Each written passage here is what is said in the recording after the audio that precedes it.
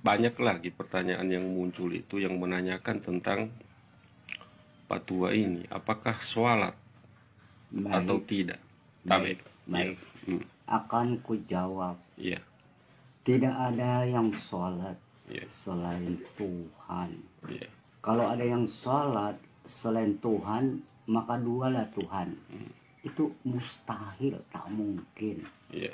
Yang menanyakan apakah tua ini sholat, aku pertanyakan kembali. Iya. Apa gerak-gerikmu sholat itu Iya. atas kekuasaanmu atau atas kekuasaan Tuhan? Apakah tenaga itu milikmu atau milik Tuhan? Iya. Ya.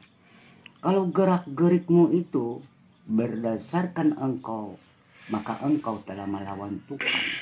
Ya. Oke. Tetapi kalau gerak-gerikmu itu adalah gerak-gerik Tuhan, berarti hanyalah yang rendah. Itu gerak-gerik Tuhan yang rendah, mengabdi kepada yang tinggi. Iya. Jadi kita ini hanyalah predikat, Iya. ya, yaitu tempat Allah berbuat, tempat Allah berkata. Semuanya adalah hak-hak Allah, tidak ada hak kita. Siap. Cukup. Iya. Terus kalau ini kan kita tahu Oke. bahwa sholat ini adalah perintah dari Allah. Betul, Iya kan? betul. Ketika kita misalnya melalaikan atau tidak melaksanakan sholat itu, bukankah kita telah merasa bahwa kita itu telah bersalah kepada Allah? Karena segala rahmat yang Dia anugerahkan kepada kita dalam bentuk gerak yang disampaikan oleh fatwa tadi, itu semua kalau bahasa kasarnya saya mau ingin sampaikan adalah pemberian Tuhan kepada yang rendah ini, kita makhluk, untuk kita mengabdi kepada Dia. Iya kan? Bagaimana fatwa mau respon itu? Oke, ya. Yang rendah itu jangan lagi ada kesyirikan ya. Iya. Ya. Sebab kalau kita sudah mengatakan sudah berpisah antara tinggi dan yang rendah, itu sudah terjadi pemisah, kesyirikan. Iya. Ya. Ini dalam konteks tidak ada pemisahan antara kedua ini. Cuma memang kewajiban kita sebagai yang rendah, ya kan? Menjunjung tinggi. Ya, Ya. dalam hal ini dengan melaksanakan sholat. Oke. Iya. Ya. Sepertinya kalau aku mengatakan, Iya. ya, tidak ada lagi yang sholat selain Tuhan. Iya. Bukan hanya karena ini agak kasar lagi aku ini. Santai lah, santai kan? Ya, Oke. agak kasar lagi karena terpancing lagi. Ya. Ini jeleknya ya. Ya, jadi gini fatwa. Mungkin gini, apa? Ada tidak menurut fatwa? Menurut fatwa alternatif lain, ya kan? Untuk kita melaksanakan sholat selain sholat yang telah diberikan diterima langsung Rasulullah lalu kemudian disampaikan kepada kita. Iya. Aku mau katakan aku jadi salah. Iya. Aku tidak mau katakan aku jadi salah. Ya. Serba salah lah. Iya. Kalau boleh aku diam. Oke. Insya Allah. Jalankan apa yang kalian kehendaki. Itu saja. Iya. Ya. Karena Allah Ta'ala. Ya. Siap. Oke. Nanti insya Allah suatu waktu dan kesempatan tertentu semua ini bisa terungkap. Bagaimana? Silakan. Oke. Terima kasih. Bismillahirrahmanirrahim. Assalamualaikum warahmatullahi wabarakatuh. Alhamdulillahi rabbil alamin. Allahumma salli wa sallim wa barik ala sayyidina Muhammad wa ala ali sayyidina Muhammad, amma ba'd. Tuan-tuan dan puan-puan yang mulia, dimanapun berada, apapun keyakinan kita, semoga Allah subhanahu wa ta'ala memberikan kita hidayah, keselamatan, baik di dunia maupun di akhirat kelak. Amin ya rabbal alamin. Tuan-tuan dan puan-puan yang mulia, kami mendapatkan pertanyaan. Assalamualaikum warahmatullahi wabarakatuh. Kang Sukman, bagaimana kita menanggapi tentang video ini? Tolong beri pemahaman tentang video ini. Baik, kita sudah sama-sama menyaksikan potongan video yang diupload oleh orang yang kami muliakan. Dari video tersebut ada orang tua sepuh ya, yang mengajarkan kita tentang tauhid, tentang sholat. Baik, pertama-tama tuan-tuan, kita harus membedakan makom hakikat dengan makom syariat ya. Jadi ulama-ulama kita mengajarkan kita 4 jalan atau 4 makom. Ini untuk mempermudah kita mengenal dan beribadah kepada Allah Subhanahu wa taala. Yang pertama, kita mengenalnya dengan makom syariat. Ya. Makom syariat ini terikat kepada jasad kita. Jadi apapun yang dilakukan oleh jasad kasar kita, penglihatan, pendengaran, ucapan, perbuatan, ya, itu terikat dengan makom syariat. Apa itu makom syariat? Makom hukum-hukum Allah. Apa itu hukum-hukum Allah? Yang wajib, yang sunnah, yang mubah, yang makruh, dan yang haram. Nah, jadi wajib, sunnah, mubah, makruh, haram terikat kepada jasad ini.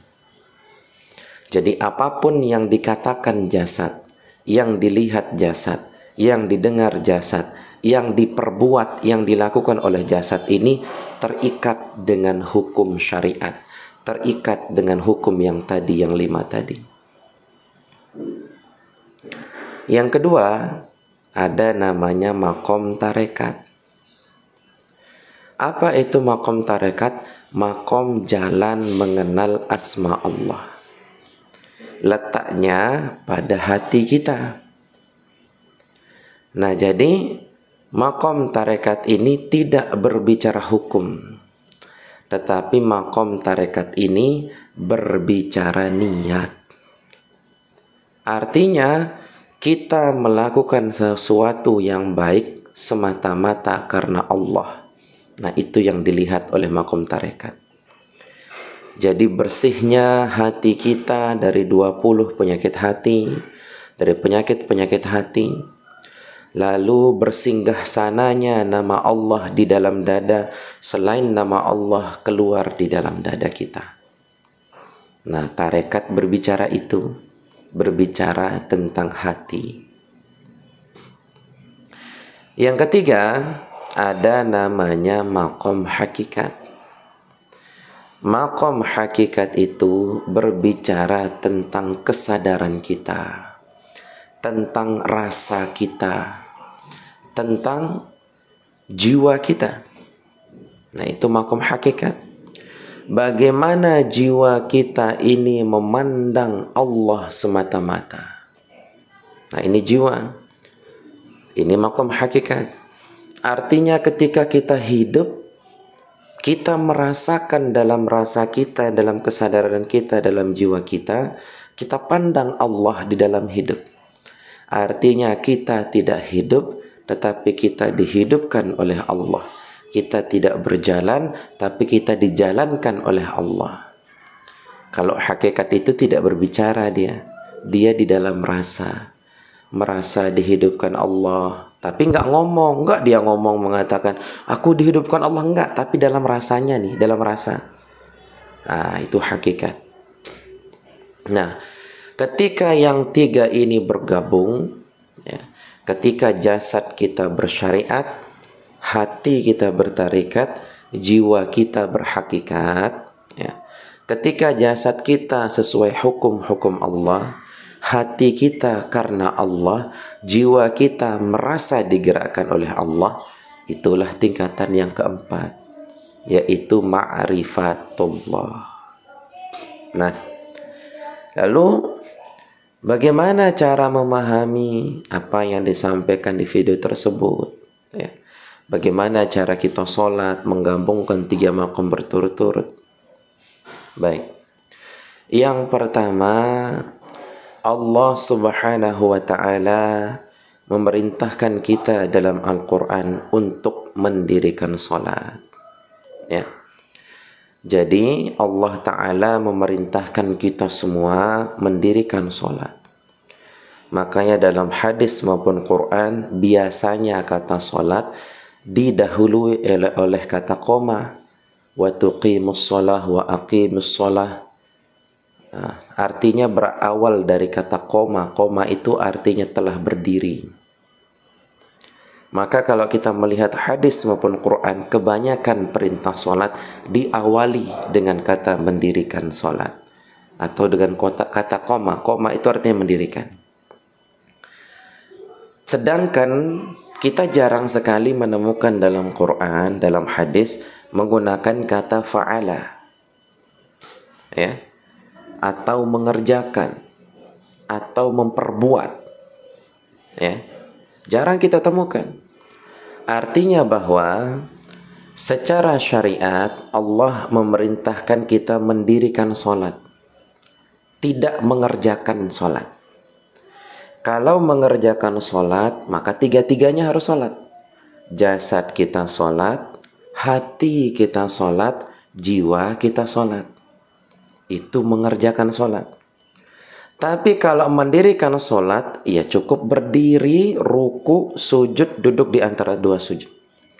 Walaupun dia nggak tahu apa yang dia sembah, apakah dia menyembah angan-angannya, apakah dia menyembah pikirannya, walaupun dia nggak tahu menyembah menggunakan apa, apakah dirinya punya kekuasaan untuk menyembah? Apakah dirinya punya kekuasaan untuk berdiri? Apakah dirinya punya kekuasaan untuk ruku, sujud, duduk di antara 2 sujud? Nah, jadi kalau mendirikan sholat, tidak dilihat itu. Yang penting mendirikan. Yang penting mendirikan. Itu mendirikan sholat. Nah, lalu bagaimana caranya? Nah, bagaimana caranya supaya kita tetap sholat tapi tidak seperti yang disampaikan di situ? Apakah kamu punya kuasa sendiri dalam sholat? Baik, caranya kita membagi diri kita. Jadi bagilah diri kita menjadi 3 maqam. Bagilah diri kita menjadi 3 lapisan. Bagilah diri kita menjadi 4 lapisan. Lapisan pertama adalah diri jasad. Lapisan kedua adalah diri hati. Lapisan ketiga adalah diri jiwa. Lapisan keempat adalah diri ruh. Nah, diri jasad, diri hati, diri jiwa, diri ruh. Diri jasad ini yang mana? Yang ini. Letakkan makom syariat di sini. Nah, berarti apa? Bagaimana sholat syariat?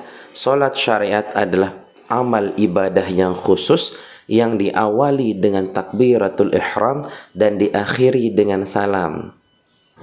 Nah, itu sholat syariat. Berarti berdiri, ruku, sujud, duduk di antara 2 sujud. Ini perbuatan jasad. Nah, setelah jasad kita bersyariat, kita paham rukun sholat, kita paham yang membatalkan sholat, kita paham ya syarat sah sholat yang dilakukan oleh jasad ini. Setelah itu naik lagi ke diri hati. Nah, apa isi hati kita? Hati kita itu isinya hanya nama Allah. Karena Allah, untuk Allah, dari Allah, karena cinta kepada Allah. Niat semata-mata karena Allah. Selain Allah di dalam dada keluarin. Nah, ini makom tarekat nih, hati. Setelah jasad kita bersyariat, melakukan hukum, hati kita karena Allah, jiwa kita merasa digerakkan oleh Allah di dalam sholat. Bukan berbicara lagi, tapi merasa, aku tidak bisa berdiri tanpa Allah yang berdirikan. Aku tidak bisa sujud tanpa Allah yang sujudkan. Aku tidak bisa duduk tanpa Allah yang dudukkan. Tidak ada daya dan upaya aku melainkan kekuasaan dan kudrat iradat Allah. Tapi tidak berbicara di hadad, tidak berbicara pakai mulut, tidak berbicara pakai hati, tapi dirasakan dalam kesadaran. Ketika kita sudah merasa di dalam kesadaran, maka jasad bersyariat, hati bertarekat, jiwa berhakikat, maka ruh pun berma'rifat. Ketika ruh berma'rifat, jasad bersyariat, hati bertarekat, jiwa berhakikat, maka kitalah Muhammad. Kitalah Muhammad itu. Maka kepala kita adalah mim, dada kita adalah ha, pinggul kita adalah mim, kaki kita adalah dal. Muhammad. Apa yang diperbuat oleh Muhammad? Muhammad melakukan, memperbuat Ahmad. Apa itu Ahmad? Berdiri itu alif, ruku itu ha, sujud itu mim, duduk itu dal. Jadi Muhammad berbuat Ahmad. Ketika Muhammad berbuat Ahmad, maka Ahad goib di antara keduanya. Maka ketika ini tenggelam, maka zohir nampaklah yang disebut Ahad itu. Apa itu Ahad? Ahad itu adalah Ahmad tanpa mim. Artinya tidak ada diri di sana, semata-mata Allah, menyembah Allah seakan-akan melihat Allah. Tidak ada pengakuan diri segala-galanya di sana, tidak ada penyakit hati, tidak ada pengakuan diri. Maka nampaklah sifat yang memuji zat. Allah memuji dirinya sendiri. Tetapi kita tidak bisa disalahkan. Kenapa? Karena jasad ini bersyariat. Jadi jasad ini melaksanakan rukun-rukun sholat, paham syarat sah sholat, paham yang membatalkan sholat, tidak mengerjakan membatalkan sholat. Hati karena Allah, jiwa merasa digerakkan oleh Allah. Nah, tetapi kalau mengatakan tidak ada daya upaya kita sholat, lalu dengan itu jasad kita seenak-enaknya, artinya orang sholat berdiri rukuk sujud, kita anggap mereka tidak sholat, kita anggap mereka berolahraga dan lain sebagainya. Ini menurut kami kurang tepat. Harusnya itu berjalan secara bersamaan, secara berbarengan, secara bersamaan. Jadi mudah-mudahan Tuhan yang mulia yang memiliki pertanyaan, mudah-mudahan bisa menjawab. Ya, insyaAllah. Jadi kita sama-sama berdoa, mudah-mudahan Allah Subhanahu wa Ta'ala menjadikan jasad kita bersyariat dengan syariatnya Muhammad sallallahu alaihi wasallam. Mudah-mudahan Allah menjadikan hati kita bertarekat dengan tarekatnya Muhammad sallallahu alaihi wasallam. Mudah-mudahan Allah menjadikan jiwa kita berhakikat dengan hakikatnya Muhammad sallallahu alaihi wasallam. Mudah-mudahan Allah menjadikan ruh kita bermakrifat dengan ma'rifatnya Muhammad sallallahu alaihi wasallam. Jadi yang kita cari adalah syariat Muhammad, tarekat Muhammad, hakikat Muhammad, ma'rifat Muhammad. Jadi bukan yang kita cari itu syariatnya iblis, tarekat iblis, hakikat iblis, dan ma'rifat iblis. Sebelum kita tutup tuan-tuan, sedikit kami memberikan cerita. Jadi cerita ini disampaikan oleh guru kami. Jadi ada dua versi kisah pembangkangan iblis dulu. Yang pertama versi syariat. Ya.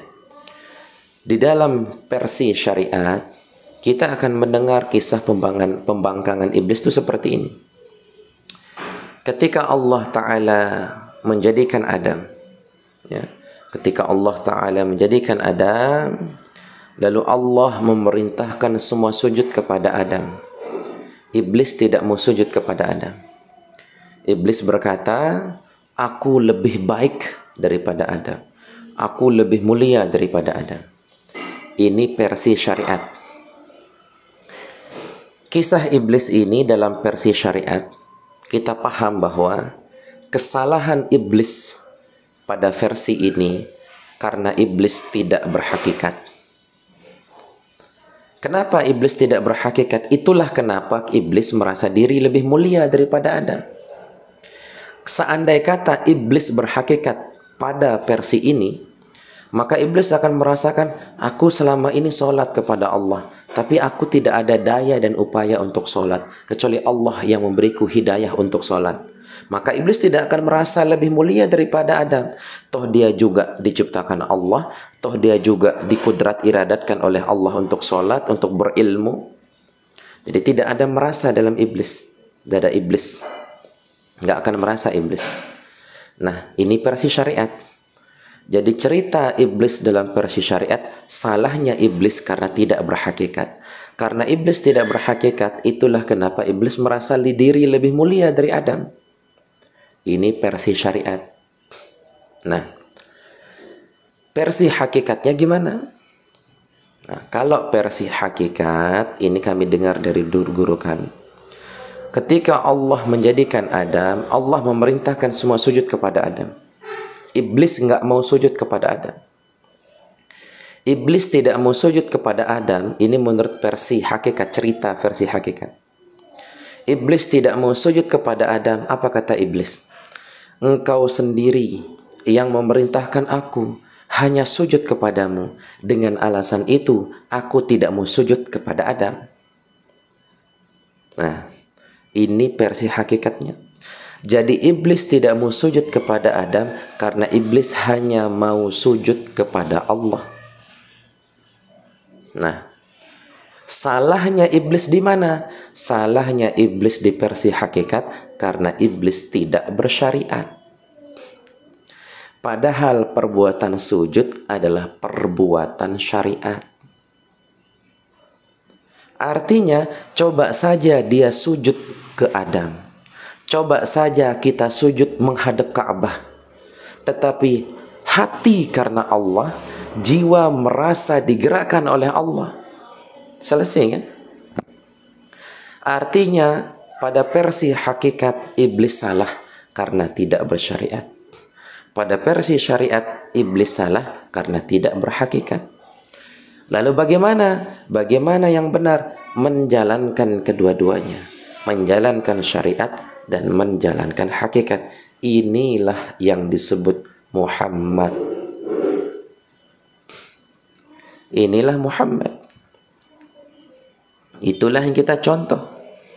Sallallahu alaihi wasallam. Maka jangan sampai kita berkhianat kepada beliau.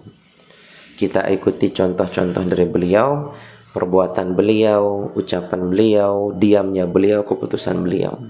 Insya Allah selamat dunia akhirat. Apabila ada salah kata, itu datang dari hawa nafsu kami. Namun apabila itu benar, itu datang daripada Allah Subhanahu wa ta'ala. Wallahu a'lam bishawab. Assalamualaikum warahmatullahi wabarakatuh.